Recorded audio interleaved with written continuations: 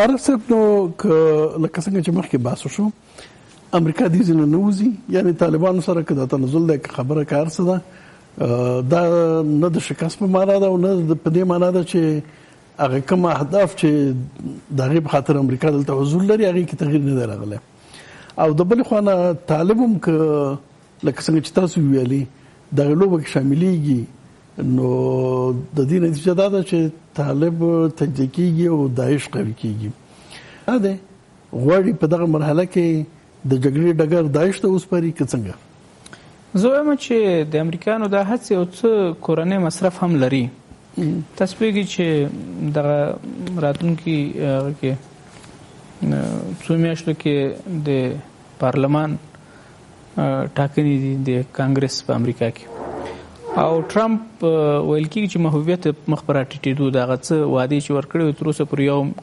کې بریالی شوی نه ده ایران په ګونډو کومه تر څو نه ده په ګونډو شوی شمالي کوریا سره لیدلې وکړل دا چې په تاریخي لحاظ باندې امریکایانو دا کار نه کوو هغه ورځې راپور نشو شو چې شمالي کوریا د نوي راکټ په جوړولو باندې بوخته ده ترکیه سره نوې جګړه شروع کړې ده افغانستان کې ویل چې په نظامی لحاظ به طالب ته شکست ورکوي نه شو اوس د امریکا ولس له د جګړې نه خسته شوی ده دولت نه ولې چې د هغې زمن دلته وژل شوي دي د هغې د چا پلار وژل شوی د چا ورور وژل شوی دا یو پیام هغه څوک چې رایه ورکوي هغه ته هم ده چې موږ خو د امریکا تر ټولو اوږده جګړه په ختمو هغه د موږ خبر شروع کړو همدومره چې مطبوعات دلته په افغانستان کې د مسلې ته توجه کوي هلته هم کوي غرب کې هم کوي خو غربي مطبوعات خصوصا امریکایي مطبوعات زیات په دې باندې بحث کوي چې د ټرمپ ستراتیژي ناکامه شوه دا په دې معنا ده د خبرې اترې په دې معنا دي چې د ټرمپ ستراتیژي لاړه ناکامه شوه دا صحیح ده دا خو کېدای شي چې منفي تاثیر ولري دا صحیح ده چې جنگي ستراتیژي ناکامه شوه اما څنګه کې ټرمپ اعلان کړی چې موږ به خبرې کوو ولس ته دا وایي چې موږ د جګړه نوره ختمو څوک چې موږ په ضد جنګېدل هغه سره موږ سولې ته کینو لکه څنګه چې ولس 18 کاله کېږي چې د امریکا د خبرو نه نور خسته شوی ده چې دا جګړه څومره اوږده شوه څومره پیسې مصرف شو څونه امریکایان وژل شول یعنی یوه برخه کورنی مصرف هم په امریکا کې لري خصوصا د ټاکنو لپاره او 2 کاله نور ټاکنې چې ویل کېږي چې ټرمپ راتلونکي ټاکنو ته ځان کاندید کړی ده ویل کېږي چې که چېرته دا په کورني لحاظ باندې کمپاین ونه کړي نو ممکن بیرته رانشي دا یوه خبره دویمه خبره د خبرو دا ده چې د خبرو د بریالیتوب په نتیجه کې که چیرته طالبان دا مني چې د امریکایانو محدود حضور افغانستان کې وي نو د ترڅنګ به د افغانستان د حکومت د جوړښت مسله هم مطرحي چې دا به څنګه وي یعنی دغه اوسنی جوړښت به وي که دا جوړښت به تغییریږي هغه څه چې طالبان په نظامي موقت حکومت خو معنا دا ده چې دغه جوړښت کې به تغییر راځي نو یعنی دا حکومت خو به نه وي بیا خو به موقت حکومت وي هغه به احتمال لا ده چې انتخابات به کوي یا کوم بل سیستم به کوي منظور مې له جوړښت نه د حکومت د نظام جوړښت دی یعنی دا به په کوم ایډیولوژي باندې اداره کیږي یعنی نظام به تغییر بالکل دا به څه رقم کیږي د موقت حکومت خبره جناب زواک صاحب تاسو کړه امریکایانو دا تجربه ډیره لرله ټرمپ هغه صدام د دې ملګری او د ایران په ضد وجنګ او کله چې وخت راغی د ایسته موقت حکومت ورته په لندن کې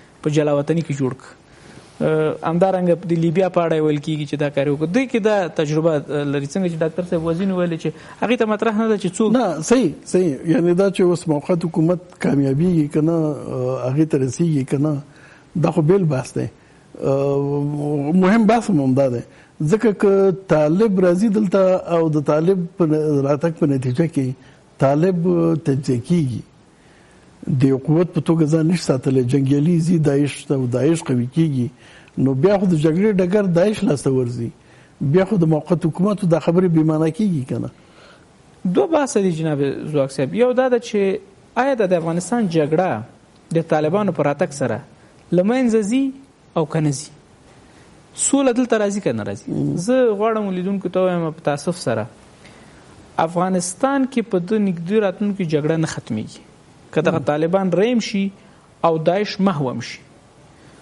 ولې تر څو چې څو مسلې په افغانستان کې حل نشي زه فکر کوم دغه خپل دغه جوړښت د نظام او دغه جغرافي د څه چې ناامني تولیدول شي. لومړی بحث فقر ده، زوکسه د فقر کچه ډیره لوړه ده په افغانستان کې. دویم بحث وزګارتیا ده زوکسه، خصوصا د لستو ځوانانو وزګارتیا چې ورځ په بل زیاتیږي. دریم د یو قوي اقتصاد نشتون د یو تړلی اقتصاد هغه ده خپل د ناامني فاکتورونه دي جناب زوکسه. صحیح دغه د فاکتورونو استفاده کول څو غواړي کنه. خبره ده چې امریکا دلته وسه غواړي دغه موقت حکومت او طالبانو سره چې خبرې دي ستاسو یو تحلیل خدا دی چې دغه په نتیجه کې داعش دلته قوي کیږي.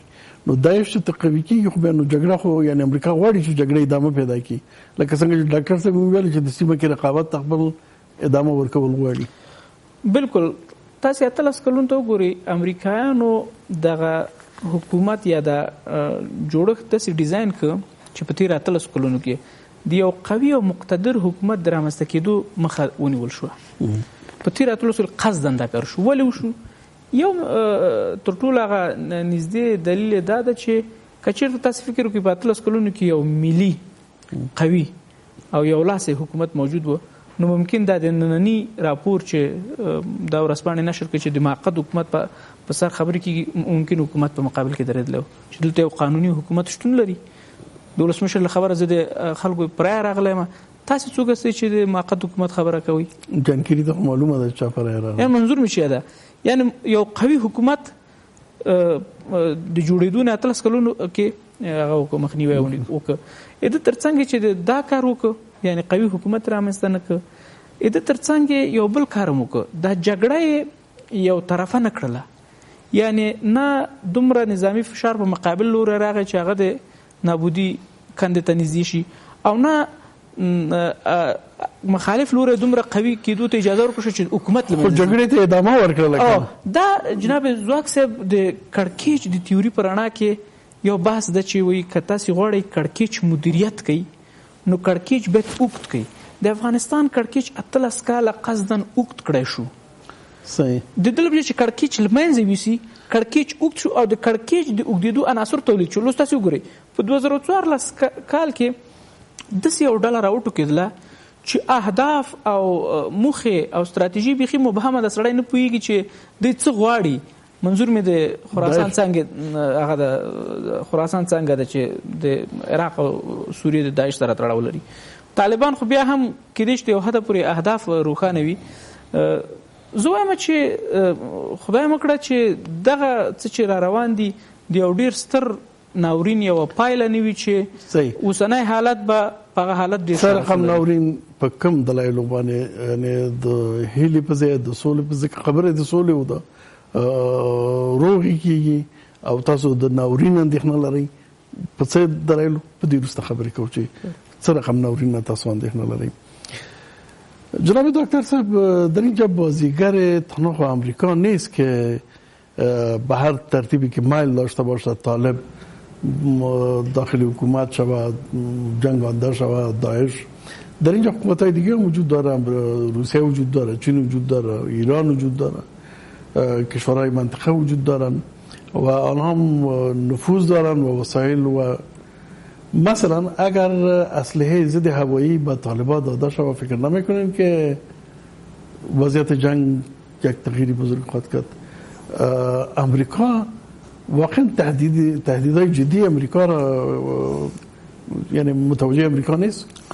این زواک صاحب طبعا گپ این نیست که این جنگ است، مبارزه است، منافسه است، کشمکش است. درست امریکا میخواد هم از طریق نظامی، هم از طریق سیاسی، از طریق اقتصادی، از هر طریق میتونه هژمونی خود سیطره و تسلط خود بر منطقه بر افغانستان به خاطر اهداف دراز مدت بعدی که داره، اهداف استراتژیک رو باید محفوظ نگاه کنه. افغانستان باید باشه. درست. خب در طرف مقابل روسیه، چین، ایران، کشورهای دیگه، پاکستان، اینا از وجود امریکا خطر احساس میکنن. درست. خب میخوان جلوگیری کنن. در نتیجه کشمکش ایجاد میشه. کشمکش‌های دولتی فعلا کشمکش فعلا دوام داره، فعلا وجود داره. مهم است که در این کشمکش کی میتونه برنده شه.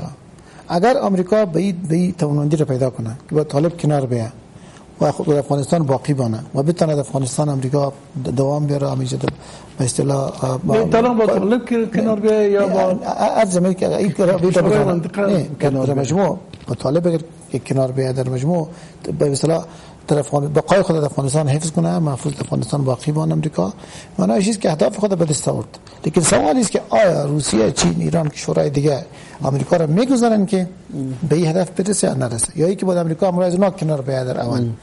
به این خاطر است که من گمان میکنم که اگر خواسته باشیم برای یک حل دائمی، حل که حداقل تشنج کم کنه، مشکل کم کنه، نزاع کم کنه در منطقه، این قضیه بدون روسیه، بدون ایران، روسیه، حداقل بدون چین، حداقل بدون پاکستان در افغانستان جنگ متوقف نمیشه.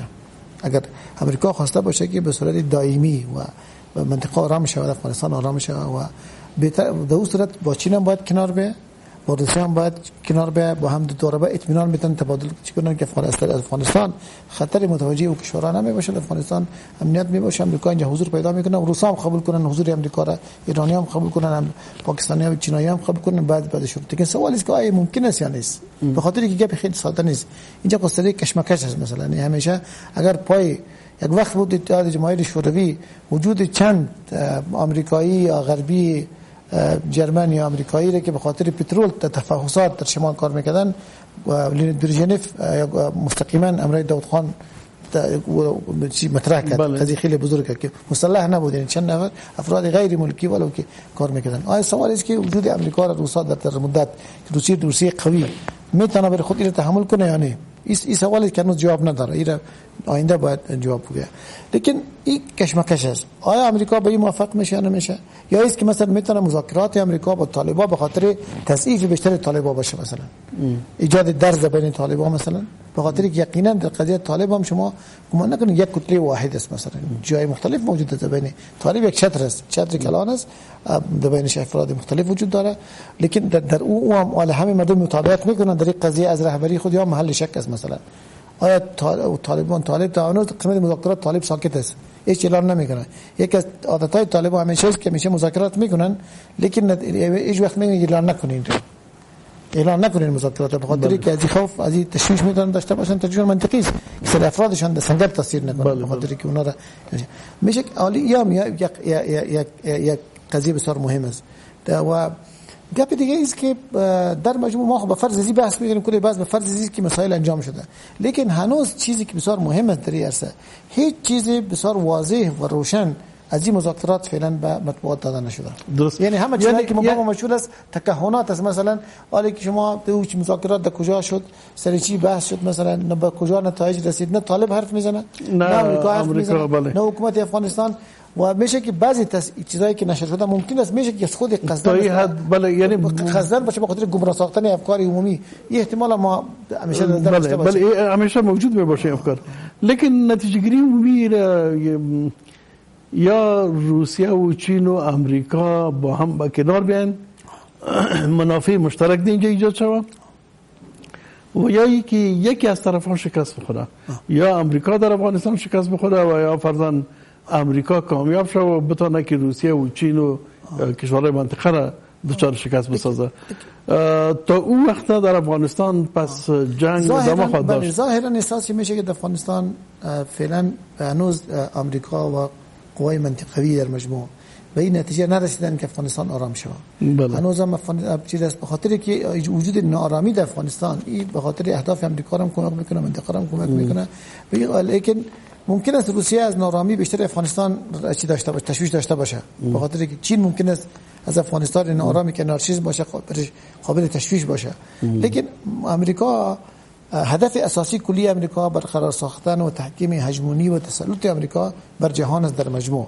به خاطر تا او اهداف از طریق جنگ به دست میاره، از طریق صلح به دست میاره. لیکن چیزی که برای ما فعلا مهم است، امریکا در افغانستان فعلا حضور داره، درست است، لیکن اگر جنگ در افغانستان متوقف شود، اگر تخفیف پیدا کنه حداقل، اگر مردم کمتر کشته شوند یا کشته نشوند یا افغانستان ویران نشود در مجموع، یعنی بهتر از غزنی شما دیدین مثلا وجود غزنی این فاجعه خطرناکی در غزنی واقع شد فعلا که نه در وقت روسا واقع نشده بود، این به افغانستان چی فایده کرد؟ به اسلام تعداد زیاد مردم کشته شدن، زخمی شدن. یعنی در افغانستان فاجعه به حد خطرناک از واقع است. امروز در فیسبوک یک ویدیو برآمد، شاید استاد شما دیده باشین، ویدیویی که یک در وردک در همین جنگی که دیروز شده امروز شده، روز که یک مادر است که طفلک خوردش در بغلش هست، مرمی میخوره و موج پیکریش جان میده و صدای مادر شما میبینید میشنوین، فریاد زوره که اصلا انسان دل حیوانه به انسان بان شما به درد میاره.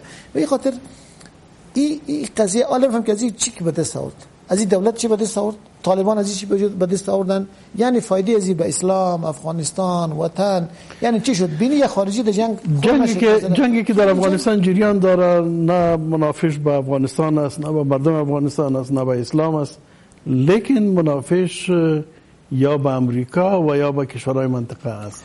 ما رقابت امریکا و کشورهای قربانی رقابت جهان در افغانستان هستیم. عارف صاحب تاسو مخکې ویل چې زه د یو فاجعې نه یریږم. د ډاکټر صاحب خبرې هم دغه خواته اشاره لري. اوس که یا خو دا چې روسیه او چین او امریکا یو ګډ تفاهم ته ورسېږي، دلته دا تفاهم به زموږ په ګټه کې په تاوان هغه بیل بحث د خوځه کېدای شي چې بیا جنګ ختم کړي، او یا یو طرف شکست خوري، یا امریکا شکست خوري یا چین یا روسیه دوی شکست خوري، نو تر هغې پورې به جګړه په افغانستان کې ادامه لري. څه رقم ستاسو اندېښنه څه رقم وضعیت ده؟ هغه نه مخکې د دوه بحث وشول، یو د وسلو خبره خصوصا د هوایي ضد وسلې او بل د امریکایانو حضور د روسانو لپاره. زمیر کابلوف څو موده مخکې ډېر واضح ټکو وویل چې آیا امریکایان دا مني چې روسان په کولمبیا کې هوایي اډې ولري؟ لکه څنګه چې امریکایان په کولمبیا کې د موږ هوایي اډې نشي منلی، موږ په افغانستان کې دایمي اډې د امریکایانو نشو منلی. دا یوه خبره. دویمه د وسلو خبره ده، خصوصا دافع هوا د تیاري ضد توغندي ویل کېږي چې یو تفاهم وجود لري د روسانو او د امریکایانو ترمنځ. روسان به د ابخازیا، اوکراین او کریمې په اړه باندې سخت دریځ نه نیسي، په مقابل کې به روسان دلته د تیاري ضد وسله نه ورکوي. دا تفاهم چې کله له منځه ځي دا یو اوس یو بل امکان هم شته، ځکه که روسیه وایي چې زه په داخل کې راته جدي مشکل پیښیږي، بیا خو جدي دغه دی ونیسي، سخت دریځ دی ونیسي امریکا افغازیا په اړه کې، بیا خو دا تفاهم ماتېږي که نه. هغه مې ویلی چې تر څو چې دا تفاهم شته. بله خبره د ایران ده. تاسو ګورئ چې دا ورځو کې په تحریمونه بیا وضع شوي دي، نوامبر کې اصلي تحریمونه راځي. دا تېره شپه خبرونه نشر شو چې د ایران د موټر جوړونې صنعت تر هغه لاندې ده، تحریم لاندې ده. ویل کېږي چې 1 میلیون انسانان مستقیما او غیر مستقیما ته کار کوي، او که دا تحریم شي داخل به بیکاره کېږي، او که داخل بیکاره کېږي 3 میلیونه بیکاران شته دي، وزګار 1 میلیون به اضافه کېږي، 4 میلیونه. دا به څومره په کورني فشار راولي. که چېرته ایران ته امریکایان د په شکل لاره پرېنږدي په سیاست کې وي، نو په شکل ته که د په شکل لاره پرېنږدي په مخ دې ټوپ کوي. نو که چېرته ایران پوه شي چې اوس نو د ماتېدو وخت ده، د ډوبېدو د غرقېدو وخت ده، وایي څوک چې اوبو کې غرقېږي زګ ته ملا سچوي، نو ممکن ایرانیان هم دا کار وکړي چې زه خو ختم شم، خو تاسې به هم دلته هغه ونه کوي، خپل هغه آخري قوت ختم. لکه څنګه چې حوثیانو سره دي چې هر چې پې ولي دلته به هم وي. اصلي سوال ته راشو چې زه وایم چې دا د ما نظر ده، زه وایم قصدن دغه جګړه دومره اوږده شوه تر څو دلته فضا د یوې بلې ډلې ته چې اوسني وسلوال ډلې نه ډېره سخت دریځه ده، دا شته بالکل اهداف مبهم دي، او څوک چې وژني ټارګټوي هغه دایره ډېره وسیع ده، او د خپل پلویانو دایره ډېره وړکۍ ده. زه وایم چې داسې نه شي د یو اوږدمهالي یا منځمهالي مذاکراتو په نتیجه کې طالبان په یو ډول سره د سولې پروسې سره یوځای شي. منظور مې د طالبانو د رهبري حلقه ده، او جنګیالي په تدریجي ډول، نه په سبا چې ټول لاړ شي بیعت وکړي، اخواته لاړ شي. ممکن یو یا دوه کلو لپاره جګړه لکه څنګه چې ډاکټر صاحب ویل تخفیف پیدا کی هغه نو وروسته په ډیر قوت سره جګړه مطرح شي چې بیا به مهار یو څه ستونزمني او بیا به ویل کېږي چې دا خو رهبري په عراق او سوریه کې د دې سره خبرې نه کېږي خو ترکستان د موږ د دې ځپلو لپاره راغلي لکه څنګه له 2002 نه 2012 چې طالبان سره ول چې موږ دې سره خبرې نه کوو یا د تسلیم شي یا به هغه شی وس هغه د ورسره بیا به داعش دغه په لسګونو کلونو باندې جګړه روانه وي او هغه تیوري چې مطرح ده چې هغې وزي د دوه هیوادو ته او دوه هیوادونه دا د خپل حق ګڼي که چېرته دا خطر متوجه شي لکه څنګه چې په سوریه کې ودرېدل ممکن دلته په بله بڼه باندې ودرېږي. درست. نو هغه دغه اندېښنه بالکل افغانستان په اړه شته ده چې متاسفانه که دا د سولې خبرې څنګه روانې دي دا د سولې په هدف نه بلکې جګړې ته د یوې نوې بڼې په ورکولو باندې په دې هدف باندې دي. نو وخت زموږ وس لږ پاتې دی او متاسفانه دغه امید خو حکومت هم نشته دی او خلک هم ملت هم په یو ځای حالت کې چې د دې مخنیوی موږ څنګه کولی شو دا به انشاءالله کوم بل وخت کې سره خبرې وکړو. تاسو نه ډېره زیاته مننه. کور ودان سلامت سئ. ګران لیدونکو تاسو نه مننه تر اوسه پورې موږ سره وئ. راتلونکي بحث پورې په خدای سپارو. الله مو مل شه.